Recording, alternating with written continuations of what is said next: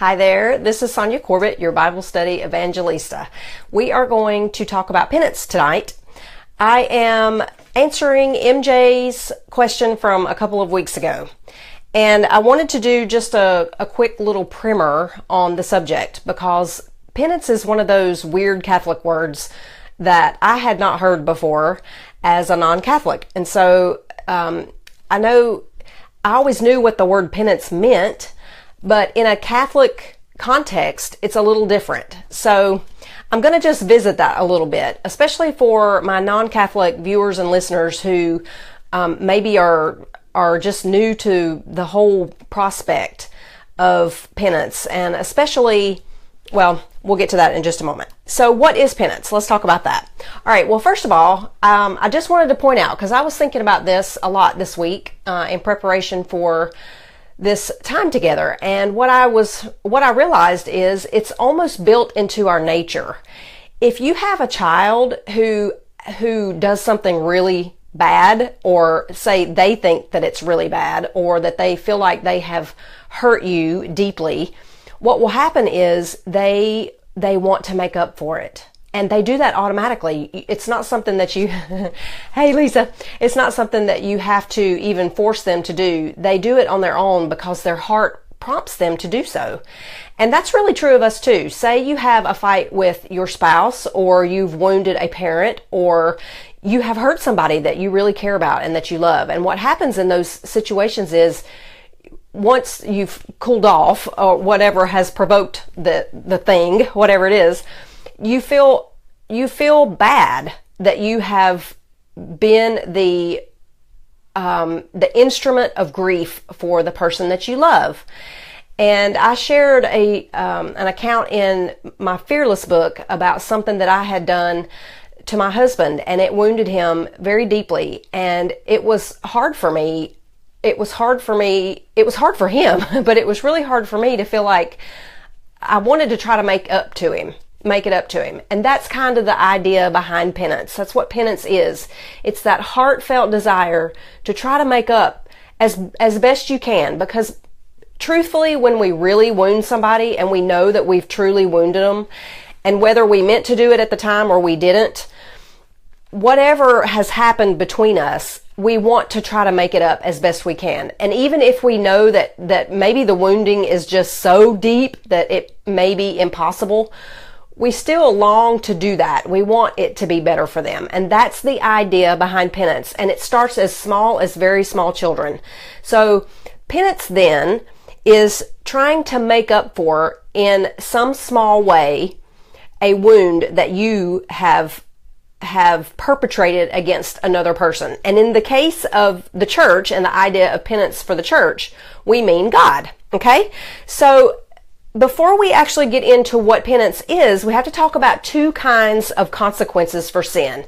Now, this was something that had never really occurred to me as a non-Catholic until I began to look at the Reformation, because the Reformation was said to have happened because Martin Luther was disgusted by the carnality of the church in selling what is called indulgences. And indulgences are a whole new subject that I don't have time to get into, but I will address that issue because it has to do with penance.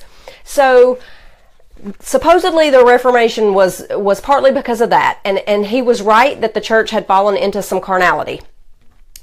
And he was also right that the hierarchy of the church was using the penances of the people, the almsgiving specifically, to help build cathedrals and other things, and residences where they themselves would live. So they were taking advantage financially of the people.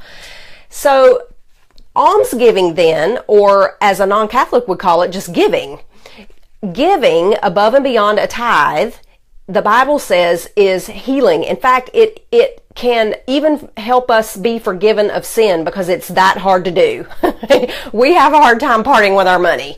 And so it can be a penance when it is given in that light. So almsgiving then can be a penance. And what happened there in that rebellion of Martin Luther was that he was calling the church hierarchy on their abuses of the natural desire of the people to do penance for sin. So those are lots of different issues there, but I want to distinguish between two kinds of consequences for sin. So as I went back and I was looking at the Reformation or the rebellion, whatever you want to call it, it was a church split, and that's a rebellion. But as I went back and looked at that, what I realized is, oh my gosh, okay, so then God, when we talk about Jesus paid it all to him I owe. Jesus paid the eternal consequences of our sin. That's the part of our sin debt that we could never pay. Why is that? Well, first of all, we're not sinless. And an eternal God, a sinless eternal God, even for one sin, if we sin one time against a sinless eternal God, then there is an eternal debt required in order to atone for that sin. And we can't do that. First of all, we're not sinless, but secondly, we're not eternal.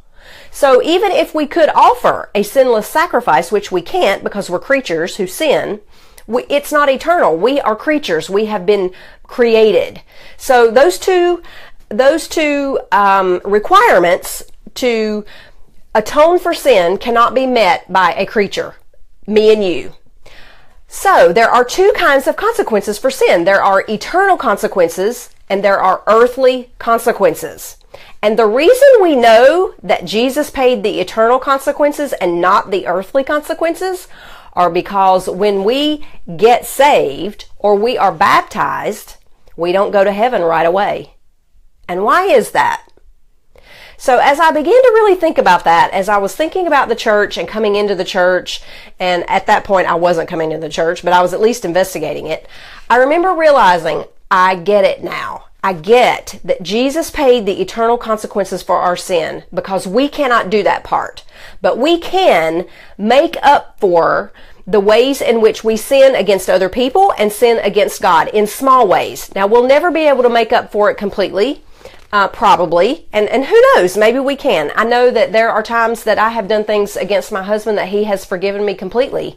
Or even my children, especially my children. You know, when you scream out, just yesterday. So my youngest son wears these cleats and they have these enormous cleats on the bottom and it never fails. He put those things on and he steps on my toe. Well, he just about took my toe off yesterday. And you know how that is. You get angry immediately and you lash out. And so I just bit his head off and he just looked at me, you know, and immediately after my toe stopped throbbing and I was sure it wasn't going to actually come off, I felt so bad because I reacted instead of being Marian, right? So he forgave me immediately. I mean, I asked for forgiveness because it was not only rude, it was mean how I reacted to him. It was an accident, although it did hurt very much. But he forgave me immediately. So in those situations, maybe we can make up for it completely. But in situations where you have truly wounded somebody, maybe you can't. And who knows about God? We do know this, though, that while we're here, I'm watching my time, while we're here, we have opportunities to make up in small ways for the ways that we have sinned against God. And he lets us do that in the same way that we let our children make up for big screw-ups that they make. Say you have maybe a teenager who is an early driver, a very young driver, inexperienced, doesn't know, they're learning. And say they hit a pedestrian and kill somebody or some other horrible tragedy. Now, the consequences of that action, maybe they weren't paying attention, maybe they were just inexperienced, whatever. You're the parent, and what you want to do is try to make up for that because you recognize that that child can never fully make up for the mistake that he or she has made. So you want them to experience some consequence because it's important that they learn a lesson. But you do not want them to go to jail for manslaughter over something that they did not mean to do. That's an example of how God allows us to make up in a little way for some of the things that we do to sin against him and even other people. So we will In fact, the Bible is full of it in the Old Testament, where the people of Israel were asked to make restitution for their sin. And the law does the same thing. And the law, of course, comes from natural law, which comes straight from God. So it's built into the way things kind of work anyway. We know we should try to make up for it if we can. And that's why we're here. If Jesus paid it all, then we would all go to heaven the moment we were baptized and the moment we got saved, if you're non-Catholic. So think about that. Why are you here? I'll tell you why. You're here to do penance. You're here to make up for, in small ways, the sins that we have committed against God. And in so doing, we work toward our sanctification and our own salvation. Now, what do I mean by that? What I mean is, if you know you're going to have to do something to make up for your sin, you think a little longer about doing it, especially if it's something that you do on purpose. So, for instance, when we talk about sin and attachments to sin, we talk about receiving an indulgence, and we know that the conditions are that we can't have an attachment to sin. We have to go to confession. We can't have an attachment to sin in order to get a plenary indulgence, which is a full indulgence. And I know I'm getting into indulgences, but I'm trying to illustrate penance here, so hang on with me. So, in order to do that, you have to have no attachment to sin. So my question is, how the heck is that even possible? Who really gets one of those anyway, right? Because when we talk about attachments to sin, a lot of times our minds go directly to the earthly attachment. Like we have a craving for something. Maybe we are gluttons, we overeat or we overdrink or we overspend or whatever. So we have an attachment to that. We're attracted to it. But say it's something deeper, like my father wound. I had a very deep father wound, and I acted out of that all the time. I had this terrible rebellion. I had this raging temper. I put holes in the walls. I balled tires. I broke remote controls. I put holes in our bathroom wall and covered it up with a mirror. I mean, I was crazy. And so I was working toward healing from that, but I was still really out of control in a lot of ways. So the attachment then to the sin, it's not that I wanted to be rebellious or out of control. I was really trying and working very hard at eliminating that provocation, that motivation that made me crazy sin, like in all the ways, self-medication, raging tempers, all that stuff. So the attachment to sin, though, was very, very deep. I didn't even know where it was. I kept saying, I don't know why I'm doing this, Lord. I need your help. I can't find the root of it. I knew that it had something to do with the pain that I was in, but I couldn't find it. I didn't know how to get that deep. That's an attachment. That's an attachment to sin that is almost involuntary. And so God has to allow us to do penance in our own little way in order to help weed out those attachments that are so deep we can't get to them. I hope that makes sense. So as we're doing penance, which is that awful church word that sometimes we hate to hear, but as we're trying to make up for in our little ways because we long to please Him and we want to help other people, we want to make up for our wrongs that we've done to other people. And as we try to do that with all of our hearts, something happens in us, and as we're giving that gift to other people, something's happening in us. So you never offer a grace to another person that you don't also benefit. That's the economy of God. Isn't that cool? So he kills 2 or 3 birds with 1 stone. Although I guess he wouldn't kill birds or throw stones. However, you get the point, right? So penance then it's that big word for just trying to make up in a small way for the temporal consequences for sin. Remember that Jesus paid all of the eternal consequences, but we are here to help mitigate the earthly consequences for sin. That's why we don't go to heaven as soon as we're baptized or as soon as we get saved or however we view salvation. That's why we're here. It's to help make up for some of what we've done as best we can in the limited ways that we're able. God allows us to do that because we long to do it anyway. And He tries to give us ways to do that. He tells us how. He says, give alms. He says, do good to your neighbor. He says, go the extra mile. He gives us all these ways to do it because He knows that's the longing of our hearts anyway. We want to be healed. We want to help others heal. We want to do all those good things. So the church calls that word penance, okay? So there are two kinds of consequences for sin. There's an earthly consequence and there's an eternal consequence. The eternal consequence is what we could never, never, never pay for our own sin, and that's why Jesus came, is to remove that consequence.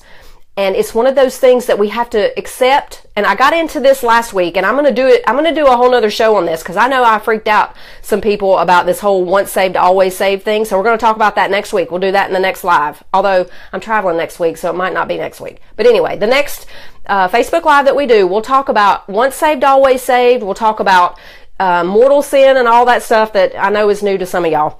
But I just wanted to make sure, also, let me say this before I go, because I have about 1 minute. So when we talk about penance, that's all purgatory is. It is the sanctification of our souls here. That's all it is. It should happen here, not later. But if we are in friendship with God, if we try and we love God and we follow Him as best we can while we're here, it's not that we have an opportunity to get saved. It's that we are already God's children, but we still have attachments to sin that have not been cleared out completely. And that's all it is. It's that last bit of purification that Corinthians talks about, that helps clean the soul up so that we can fully receive God. Because when you have attachments to sin, God can only give so much of Himself. We can't bear Him, and that's a whole nother issue. But you can see how, my point was, you can see how penance is related to purgatory then. And purgatory is just that word for sanctification. It's that becoming holy. It's the best we can do, right? So we're trying our best to allow God to make us more holy on a daily basis. And in doing that, He gives us little ways that we can do those little penances. So look for ways this week to do little penances, or what I like to call them is love bombs. Give little love bombs. Look for ways to go out of your way to do something that is hard for you, but good for another person. For me, my penance this week is going to be, I'm going to do better about my driving and my temper behind the wheel. So y'all pray for me, and I'll pray for you, and y'all will know that that's the penance I'm giving this week. So we're all going to give a little penance this week. We're going to all look for little ways that we can do that, because it's good for us, it's good for them, it makes us holy, and it helps other people. They sense God in us working through that. So I hope that explains penance a little, especially for you, MJ. So I'll see you next week.